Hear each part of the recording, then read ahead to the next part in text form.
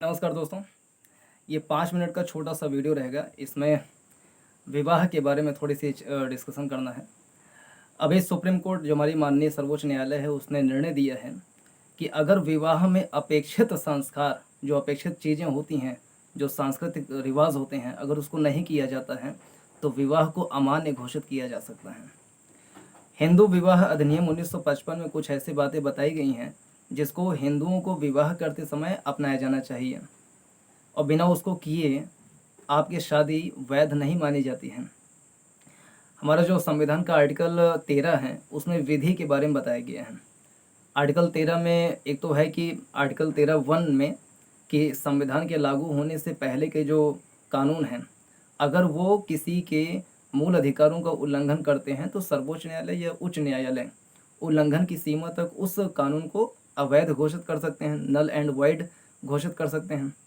यही प्रावधान है आर्टिकल 13 क्लॉज 2 में कि संविधान के लागू होने के बाद अगर कोई ऐसा कानून बनता है जो लोगों के मूल अधिकारों का उल्लंघन करता है तो वो उल्लंघन की सीमा तक नल एंड वाइड माने जाएंगे, असंवैधानिक माने जाएंगे।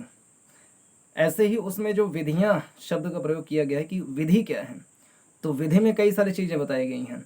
जैसे कि संसद के द्वारा बनाया गया कोई कानून जो है विधि है, विधानमंडल के द्वारा बनाया गया कोई कानून विधि है।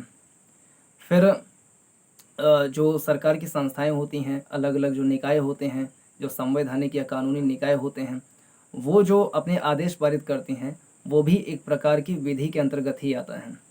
ऐसे उसमें प्रथाएं की बात की गई हैं, यानी समाज के द्वारा स्वीकृत कोई जो प्रथाएं होती हैं, कस्टम्स होते हैं, ट्रेडिशंस होते हैं, जो समाज ने माने हैं, कानून के द्वारा उसको संरक्षण प्राप्त है, वो भी विधि के अंतर्गत आता है।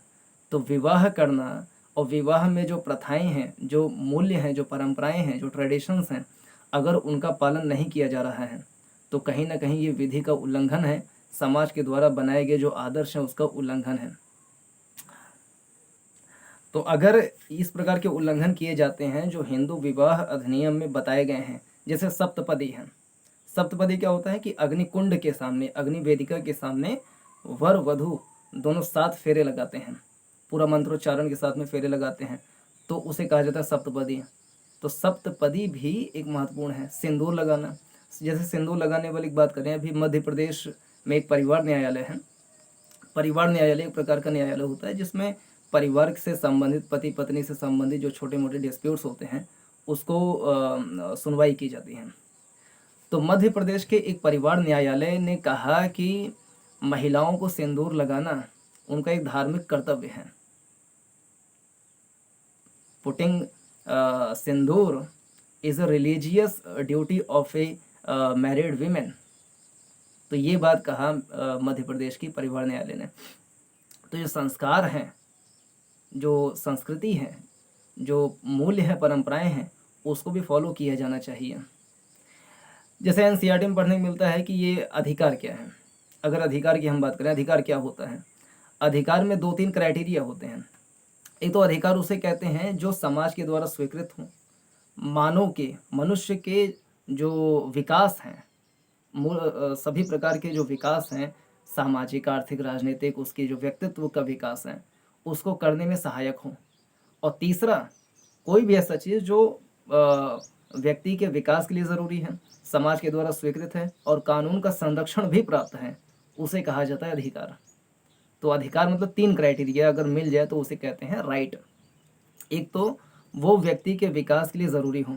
जैसे कोई कहे कि शराब पीना है मुझको, ये मेरा अधिकार है, तो नहीं, ये अधिकार नहीं है, क्योंकि वो आपके व्यक्तित्व का विकास नहीं कर रहा है और समाज के द्वारा स्वीकृत भी नहीं है। आमतौर पर देखा जाए तो मतलब 100 में से 99% महिलाएं इसका विरोध करेंगी कि शराब पीना सही नहीं है।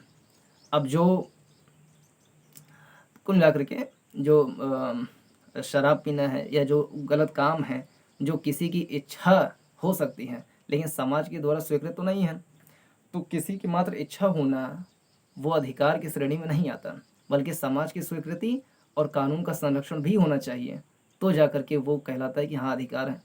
वैसे ही विवाह जो है वो हमारा अधिकार तो है ही, क्योंकि वो हमारे व्यक्तित्व का विकास तो करता ही है, कहीं ना कहीं हमारे जो मनोवैज्ञानिक ज़रूरतें हैं उसको पूरा करता है। और जीवन में एक साथी तो होना ज़रूरी है जो जिसके साथ में सुख दुख सभी चीज़ों को बांटा जा सके और प्रकृति को आगे बढ़ाया जा सके। लेकिन विवाह का जो मूल्य है आज ऐसा हिंदुस्तान उसमें लिखा हुआ है कि या बहुत लोग मानते भी हैं कि उसका मूल्य घटता जा रहा है पूरे विश्व में। भारत में यूरोपियन अमेरिकन कंट्रीज़ की तुलना में काफ़ी कम है, लेकिन भारत में शहरी क्षेत्रों में ये चस्का लिव इन रिलेशनशिप का लगता जा रहा है। लिव इन रिलेशनशिप के ऊपर चर्चा करेंगे थोड़ी इसके ऊपर अध्ययन करने के बाद। लेकिन लिव इन रिलेशनशिप के कई सारे नुकसान हैं, कुछ फ़ायदे हैं लेकिन नुकसान भयानक हैं। जैसे कि मतलब एक विश्वास की कमी हो सकती है उसमें, कई बार संबंध विच्छेदन की स्थिति बहुत ज़्यादा उत्पन्न हो सकती है।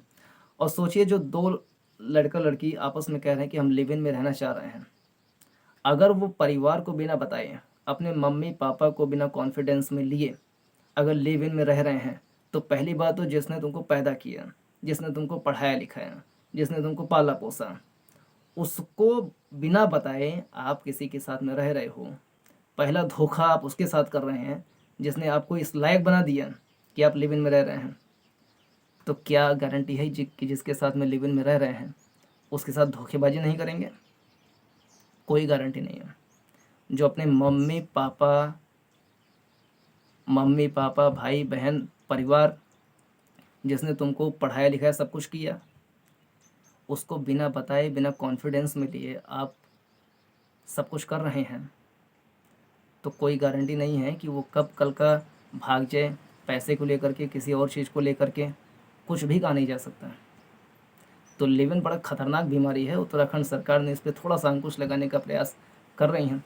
और विवाह में अभी मतलब ये भी बात चल रही है, जो पंजीकरण है मतलब रजिस्ट्रेशन है, वो भी थोड़ा ज़रूरी होना चाहिए मतलब कानूनी रूप से, ताकि लोगों को संरक्षण प्राप्त हो, स्थायित्व प्राप्त हो, उनको बार बार भय वाली स्थिति न बनी रहे।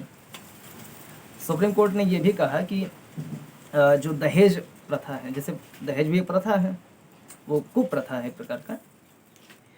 दहेज का आदान प्रदान कर लेना भी विवाह के अंतर्गत नहीं आता है। पहली बात तो दहेज लेना अधिनियम के तहत, कानून के तहत गलत है, उसमें सज़ा भी मिल सकती है।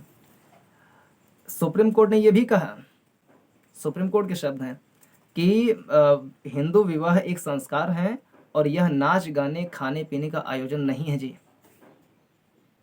जो नाच गाना भोजपुरिया गाने पे बजता है, गंदे गंदे वल्गर गाने बजते हैं, इतने इतने खराब किस्म के गाने बजते हैं, उस पे नाच गाना ठुमके लगाना और खाना पीना ये सब करना, ये विवाह की आवश्यक लक्षण नहीं है।